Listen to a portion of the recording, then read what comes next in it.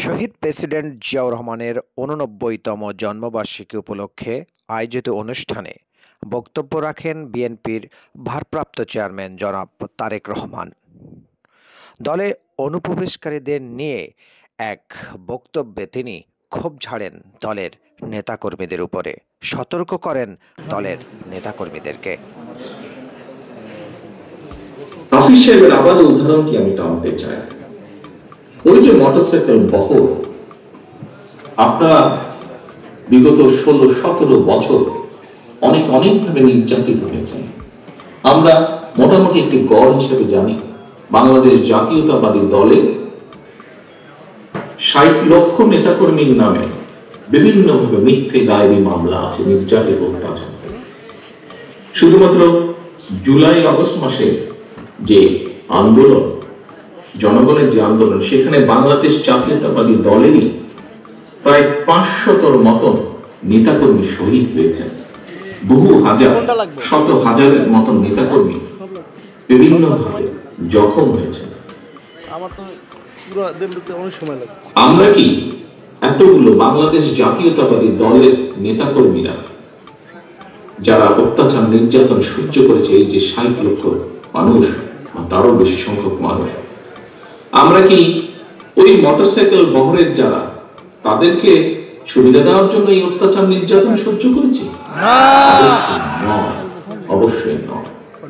সহকর্মীবৃন্দ, মানুষ হিসাবে আমরা বিভ্রান্ত হয়তো হতেই পারি,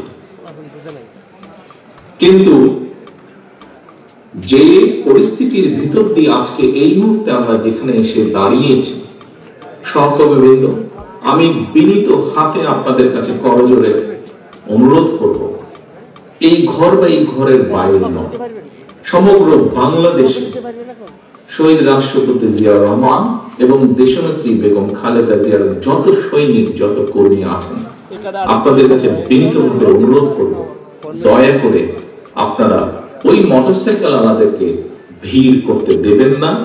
দয়া করে আপনারা নিজেদের দয়া করে আপনারা শহীদ রাষ্ট্রপতি জিয়াউর রহমানের জানাজার চিত্রটা মনে করবেন এবং দয়া করে আপনারা বিভ্রান্ত হয়ে কোনো কাজ, বিভ্রান্তিকর কোনো কাজ করা থেকে বিরত থাকেন। প্রশ্ন করেছি আপনাদের, দুটোটি আপনারা না বলেছেন। প্রিয় সহকর্মীবৃন্দ, এই নাটি যদি আপনারা বুঝে শুনে এবং সত্যিকার ভাবে না বলে থাকেন, এখনো আমাদের হাতে সময় আছে মানুষের পাশে গিয়ে দাঁড়ানো।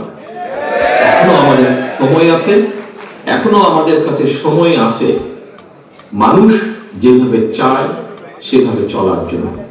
দিন শেষে কিন্তু রাজনৈতিক দল হিসাবে, রাজনৈতিক কর্মী হিসাবে যাই হোক, দিন শেষে কিন্তু আপনাকে ওই লোকটার কাছে, ওই মানুষটার কাছে, ওই ভোটারটার কাছে আপনাকে যেতে হবে। এটা তো বোঝেন। আমরা দুদিন আগে আমি একজন ব্যক্তির টক শো দেখছিলাম।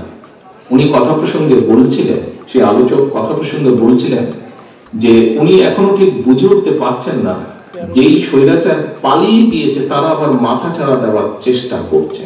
চেষ্টা ঠিক আছে, করতেই পারে তারা, কিন্তু তারা যদি ভোটের মাঠে নামে, কি নিয়ে তারা মানুষের সামনে হাজির হবে? পেছনের গুলা বাদই দিলাম, উনি বলছেন যে পেছনের গুলো না হয় বাদই দিলাম, এই জুলাই আগস্ট মাসে যে হত্যাকাণ্ড ঘটেছে, প্রায় ১.৫ থেকে ২,০০০ মানুষকে যে হত্যা করেছে, প্রায় ৩০,০০০-এর মতন মানুষকে যে তারা জখম করেছে, ইউনিসেফের বক্তব্য অনুযায়ী ৬৪টা শিশুকে তারা হত্যা করেছে, এর জবাব তারা মানুষের সামনে কি দিবে? এই জবাবগুলো তো তাদেরকে দিতেই হবে। সহকর্মীবৃন্দ, আমরা যদি সেই দিনটি আসা পর্যন্ত আমাদের ভিতরে যদি কেউ কিছু করে, জবাবটা আপনাকে দিতে হবে। যখন আপনি দুদিন পরে ভোটের জন্য মানুষের কাছে যাবেন, আপনাকে জবাব দিতে হবে না? সে যদি বলে যে এই নিয়ে তোমার ওই লোক এসে আমার সাথে এই ব্যবহার করেছে বা আমার প্রতি এই অন্যায় অবিচার করেছে, তোমার দলের লোক এসে, আপনি কি জবাব? আপনি কি যদি তখন যদি শুধু জবাব দেন, ভাই ওকে তো চিনি না, ও দলের কেউ না, তাতে কি হয়ে যাবে? তাতে তো হবে না। সহকর্মীবৃন্দ, আমাদের সামনে উদাহরণ আছে, একদম পরিষ্কার উদাহরণ আছে। জনগণ যখন ক্ষিপ্ত হয়, জনগণ কিভাবে স্বৈরাচারকে খেয়ে দিয়ে দেশ থেকে পালিয়ে যেতে বাধ্য করে। সহকর্মীবৃন্দ, মাত্র কদিন আগে এখনো চোখের সামনে জল জল করছে সেই উদাহরণ। জনগণ যদি ক্ষিপ্ত হয়, যতই মনে মনে তৃপ্তিবোধ করেন বিএনপি সবচেয়ে বড় দল, কেন আপনি অন্যায়ের বিরুদ্ধে চোখ বন্ধ করে রাখবেন? প্রিয় সহকর্মীবৃন্দ, দিন শেষে সেই জনগণের কাছেই যেতে হবে।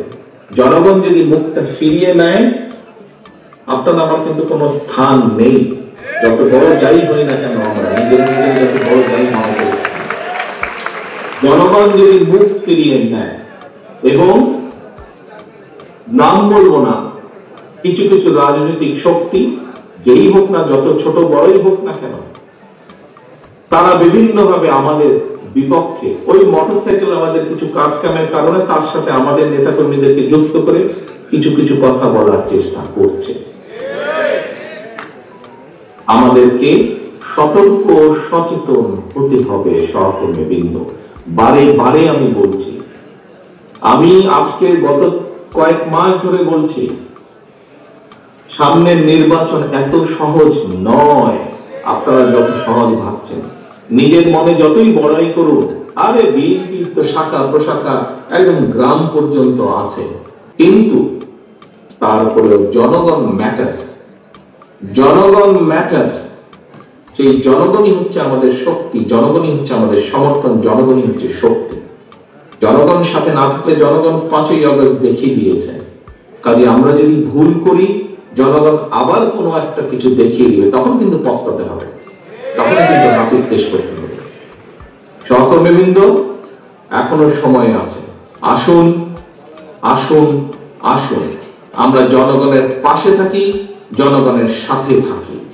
যারা এমন কিছু করবে যা আপনাকে আমাকে ক্ষতিগ্রস্ত করবে, যা আমার দলকে ক্ষতিগ্রস্ত করবে, যা আমাদের দল ক্ষতিগ্রস্ত হবে, আমরা তার বিরুদ্ধে প্রতিবাদ গড়ে তুলব, তার বিরুদ্ধে আজকে।